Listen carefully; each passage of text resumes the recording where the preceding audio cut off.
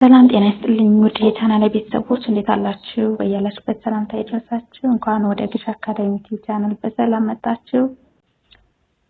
ይህ ቪዲዮ ለመጀመሪያ ጊዜ የደረሳችሁና ይህን ቻናል ሰብስክራይብ ያላደረጋችሁ ሰብስክራይብ በማድረግ ቤተሰብ ሆኖ እንደሚታወቀው ይህ ቻናል መሰረታዊ የሆኑ የአማርኛና እንግሊዝኛ ትምህርቶችን ፊደላትን ከመለየት ከመጻፍ ቃላትን አገጣጥሞ እንዲሁም ደግሞ የተለያዩ የሚዘወተሩ የሆኑ የአማርኛ ቃላትን በእንግሊዝኛው ትርጉም በተከታታይነት ቪዲዮ የሚለቀቅበት ቻናል ነው። ኦንላይን መማር ለምትፈልጉ ደግሞ ከስር ባለው የስልክ አድራሻ በተለያዩ ሶሻል ሚዲያ አማራጮች መደወል ትችላላችሁ።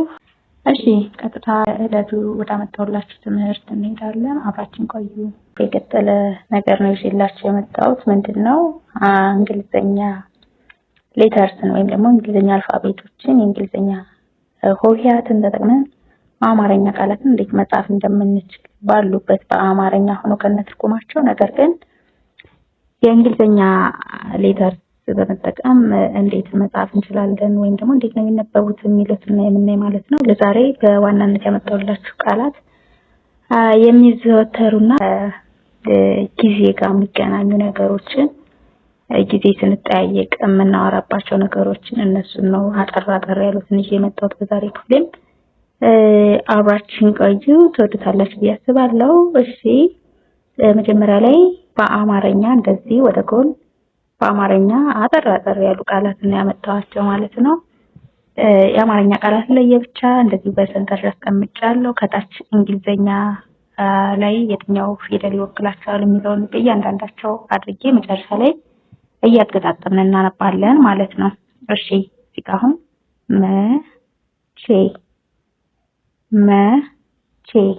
መቼ የሚል ቃል ነው። በእንግሊዝኛ አንደኛ መቤት ማለት ነው። ስትጻፍ ኤምኢ ነው የምትሆነው። ኤምኢ እንደማለት ነው። ብዙ ጊዜ እናገራለሁ። ለመጀመሪያ ቤቶች የአማርኛ አልፋቤቶች የአማርኛ ፊደላት ከሰባት ዘር ነው ያላቸው በእያንዳንዳቸውና በቋሚነት ማለት ነው ከዲቃላ ሆሄያት ውጪ እነዛን ፊደላትን የሚያናብቧቸው ቫውልስ የምንላቸው አናባቢዎች አሉ በእንግሊዝኛ ማለት ነው። አንድ ፊደል አንድ ብቻ ላይወክል ይችላል። ተጨማሪ አናባቢ ይፈልጋል ማለት ነው። የአማርኛ አንድ ፊደል በእንግሊዝኛ ስትሆን ሁለትም ሶስትም ከዛም በላይ ሊሆን ይችላል ማለት ነውና የምትባለው ለመጻፍ ኤም ዋና የመዘሮችን የምትወክልልን ሆና አንደኛ ቤት ሲሆን ኤ ይወስዳሉ። ጊዜ ለአንደኛ ቤት የትኛው ፊደል ማለት ነው የየራስ ኮንሶናንት ወይም ተነባቢ ኖሮ አናባቢ ኤ ነው የሚወስደውና ለማለት ኤም ኢ እንላለን። ቼ አሁን እቺ አምስተኛ ቼ ቤት ናት። ለአምስተኛ ቼ ቤቶች መጀመሪያ ከዛ አስቀድሞ ቼ ዘሮችን ለመጻፍ የምንጠቀማት ዋና ኮንሶናንቶች ሁለት ናቸው። ሲ እና ኤች ባንድ ላይ ሲኤች ነው ቼ ለማለት ሲኤች ሲ ብቻዋን ወይም ደግሞ ኤች ብቻዋን ሌላ ቃልን ነው ሌላ ሆሄያትን ነው የሚወክሉልን። ነገር ግን ተከታትለው ሲ እና ኤች ባንድ ላይ ከመጡ ቼ እንደ ቼ ይነበባሉ። ከዛ ቼ የምትለውን አምስተኛ የቼ ቤትን ለማምጣት አይ እንጠቀማለን። ለውድ ቤተሰቦቼ ነው ለማለት የፈለኩ የነበረው። ብዙ ጊዜ አምስተኛ የአማርኛ ፊደላትን ተረዱኛላችሁ ብዬ አስባለሁ። አምስተኛ አንደኛ ሁለተኛ የሚለው የአማርኛ ሆሄያት ሁልጊዜም ቢሆን 7 ዘሮች ስላሏቸው ነው። ስለዚህ ምን አልኳችሁ? ለአንደኛ ቤቶች ኢን እንወስዳለን በብዛት፣ ለሁለተኛ ዩ፣ ለሶስተኛ አይ፣ ለአራተኛ ኤ፣ ለአምስተኛ አይ እና ኢ ባድ ላይ እንጠቀማለን ብዙ ጊዜ። ለስድስተኛ ራሷ ፊደሏ አንዷ ኮንሶናንቷ ተነባቢዋ ብቻዋን ነው የምትወክለው፣ ሌላ አናባቢ አትፈልግም። እንዲሁም 7 አይደለ? ሰባተኛው ላይ ኦ እንጠቀማለን። ሰው ባጭሩ ምን እያልኳችሁ ነው? ኤ አይ ዩ ኦ እንዲሁም ኢ ምንድናቸው? አናባቢ ናቸው አምስቶቹ ማለት ነው። ስለዚህ ሁልጊዜም እንደምላችሁ በመጀመሪያ በፊት ክፍሌ ላይ እያንዳንዱን ፊደል እንዴት ይወከላል እስከ አናባቢው ድረስ የሚለውን ስለሰራው ያንን ማየት ትችላላችሁ። ያላያችሁ ቤተሰቦቼ ያያችሁ ከሆናችሁ ደግሞ አሁንም ለማስታወስ ያህል ይሄው የአምስተኛ ፊደሎችን የአምስተኛ አማርኛ ቤቶችን ለመስራት አይኤ ከዋና ከተነባሩ ተጨማሪ አይኤ እንጠቀማለንና ኤምኤ ቼ የምትለዋ ብቻዋን ሲኤች አይኢ ያው ከዛ ይሄን እናገጣጥማለን ልክ እንደ አማርኛ ቅደም ተከተልን አስከትለን መጻፍ ነው። እዚህ በኋላ ማን እንደሚወክላት ቼ ማን እንደሚወክላት ካወቅን በኋላ ባሉበት ቅደም ተከተል በኦርደር እንደዚህ እናስቀምጥ። ኤምኤ ማለት ነው። ሲኤች አይኢ ቼ ስለዚህ ባንድ ላይ መቼ ብለን እንጽፋለን። እሺ ዛ ከዛ ሬ ዛሬ ዛሬ የሚለውን ቃል ለመጻፍ የምንጠቀመው እንደዛ ያው የዘቤቶችን በዜድ ነው የምንጠቀመውና ዛ አራተኛ ዘቤት ነው። ለአራተኛ ዘቤት አናባቢ ኤ ነው የምንጠቀመው። ቀደም ብያለሁ ለአራተኛ ቤቶች ሁሉ ጊዜም ኤ እንጠቀማለን። በቃ አለቀ። ስለዚህ ዛ ዜድ ኤ ማለት ነው። ሬ ቀደም እንደነገርኳችሁ አር ዋናዋ ፊደል ሆና የረ ቤቶችን ለመጻፍ አይ የተባለው እዚህ ጋር ምን ስለሆነ ነው? ሬ አምስተኛ ቤት ነች። ለአምስተኛ ቤቶች አይ እንጠቀማለን ከዋናው ፊደል በተጨማሪ ብያለሁ እነዚህ አናባቢዎች። ስለዚህ ሬ የምትላት ፊደል አር አይ እቺ ሬ ነች። ከዛ ዛ ሬ ዛሬ ብለን እንደዚህ እንጽፋለን በእንግሊዘኛ። እዚህ ጋር ነገ እንደ የምንጠቀማት ያ እንግሊዘኛ አልፋቤት ኤን ነች። የነዘሮችን በሙሉ ማለት ነው። ስለዚህ ኤን የመጀመሪያ ቤት አይደለች። ስለዚህ ለመጀመሪያ ቤቶች ምን አልኳችሁ? ኤ እንጠቀማለን። ኤን ኢ ገ በተመሳሳይ ለገ የምንጠቀማት ጂ ነች። ጂ ፊደል ከዛ የአንደኛ ቤት ስለሆነ ኤን ወስዳለች እችም ጂ። ስለዚህ ገ እንደሚል ከዛ ኤን ኢ ጂ ማለት ነገ። ያው ሁለቱም ምንድን ናቸው? አንደኛ ቤት ናቸው ማለት ነው። እሺ እዚህ ጋር ማታ በአጋጣሚ ማታ እነዚህም ደግሞ አራተኛ ቤት ናቸው። አራተኛ መቤትና አራተኛ ተቤት አይደሉም። ስለዚህ ማታ እንደምን እንጠቀማት ኤምን ከሆነ ለአራተኛ ቤት ደግሞ ቅድምም ብያለሁ ኤን እንጠቀማለን ማለት ነው። ከዛ ኤምኤ ማለት ነው። እዚህም ጋር አራተኛ የተቤት ናት። ይሄን ካወቅን የተዘሮችን ለመጻፍ የምንጠቀማት እንግሊዘኛ አልፋቤት ቲ ነች። ከዛ አራተኛ ቤት ላይ ደግሞ ማን ባውል ይወስዳል ማለት ነው? ኤ ይወስዳል። ስለዚህ እዚህ ጋር በአጋጣሚ ኤምኤ ቲኢ ማታ ብለን እንደዚህ እንጽፋለን። እዚህ ጋር ቀን ልብ በሉልኝ። ቀ አንደኛ ቤት ነች፣ ን ደግሞ ስድስተኛ ቤት ነች። የተለያየ ዘር ሆኖ ማለት ነው። ውድ ቤተሰቦቼ እንዳትወዛገቡ።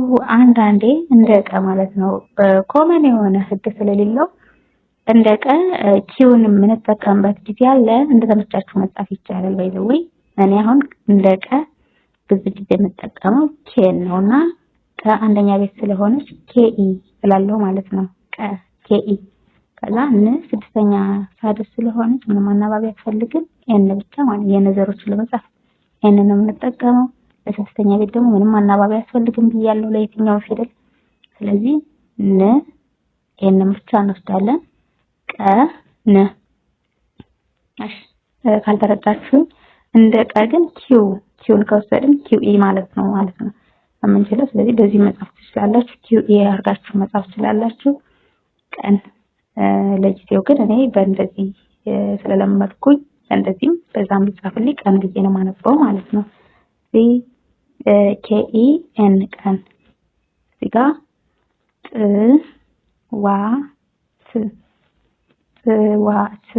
ጠዋት። እሺ አሁን ስንተኛ ቤት ነች? የጠ ስድስተኛ ቤት አይደለች። ስለዚህ እንደ የጠ ቤቶችን ለመጻፍ የምንጠቀማት ፊደል ቲ ነች። ለተና ለጠ ቲ ነች። በመግቢያ ላይ ብያለሁኝ።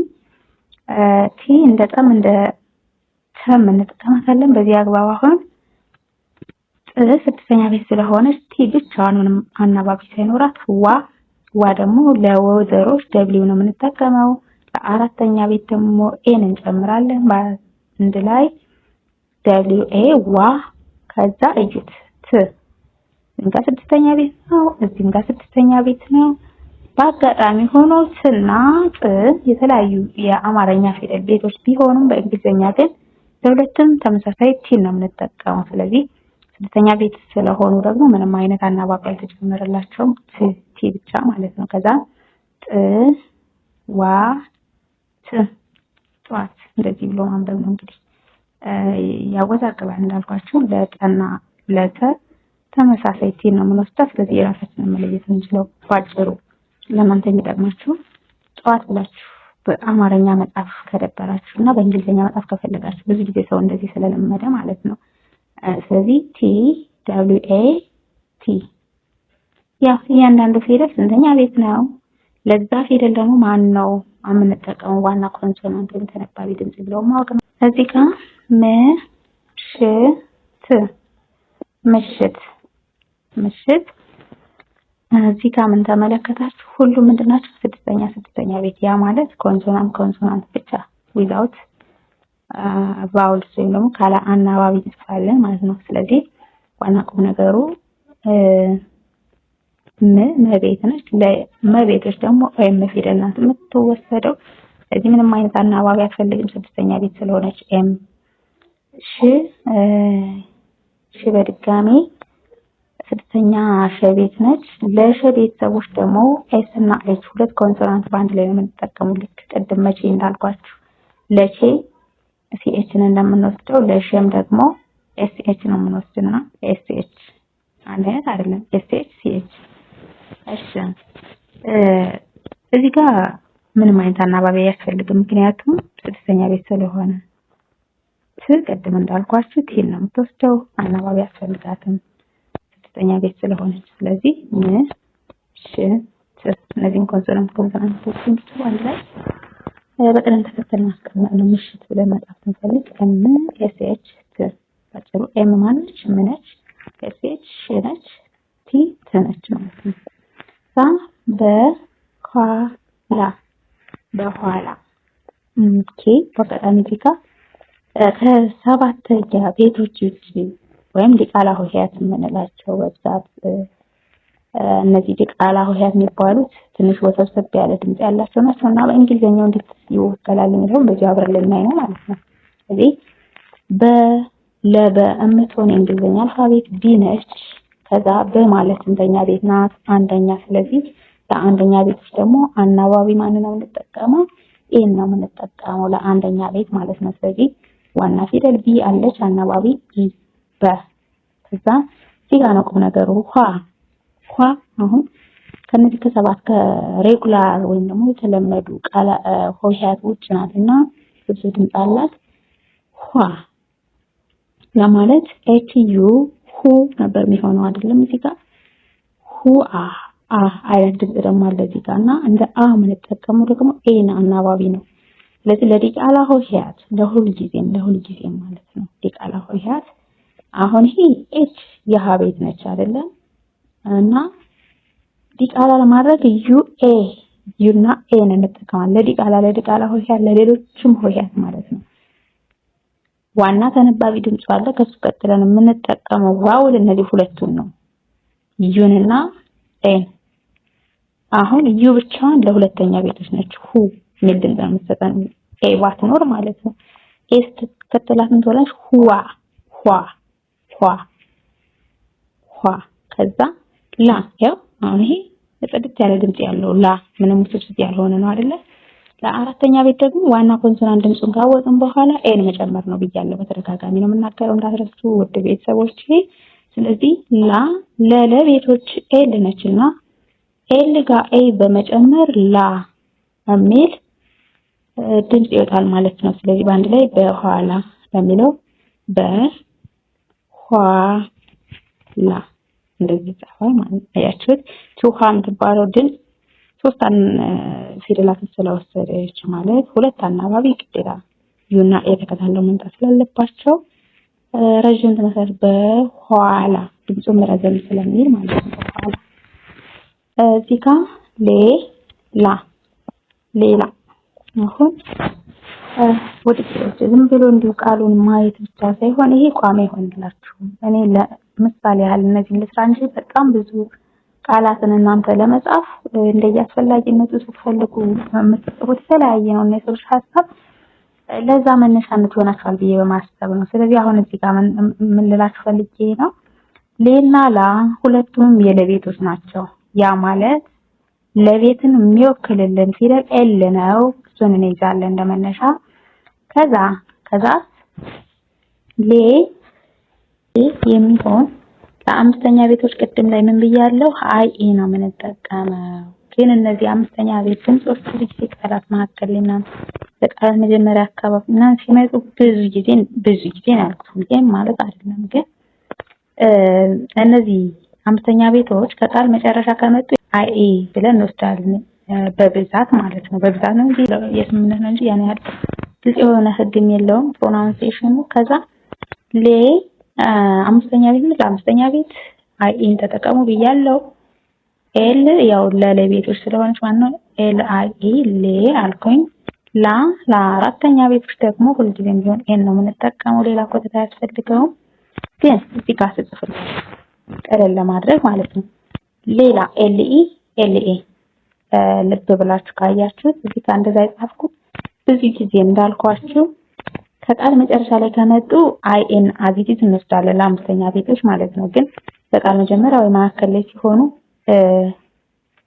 ይቺ አይ ኦ ሚተውና አይ እናጠፋትና ያው ይሄንን አሁን ሌላ ብለን ነው የምናነበው። ስለዚህ ኦፕሽናል ነው ማለት እንደ አማራጭ አይ ማስገባት ይቻላል፣ ማስገባት አይቻልም የሚባል ክሊር የሆነ ህግ የለውም። ግን አሁን እንደዚህ ብትጽፉ ወይ ቢጻፍላችሁ ሌላ ብላችሁ ነው የምታነቡት ነው።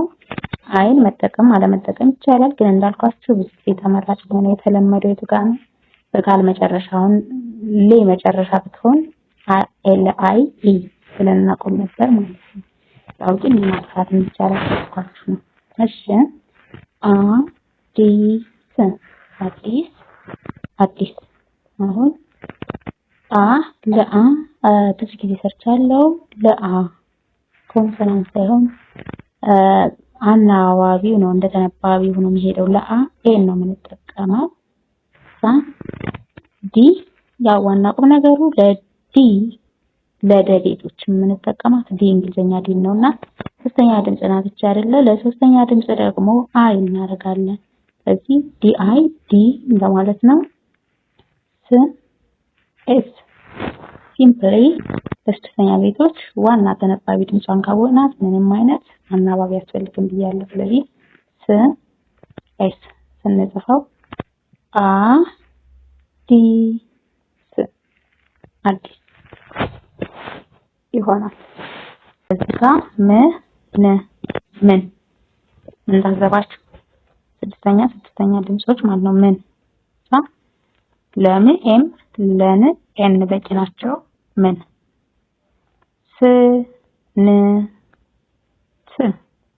ሲም ጋር በተመሳሳይ ስንት ስድስተኛ ድምጽ ናቸው። ስለዚህ አናባቢ ያስፈልገንም ኤስ እንደ ስ ኤን እንደ ን ቲ እንደ ት ምን እያልኳችሁ ነው።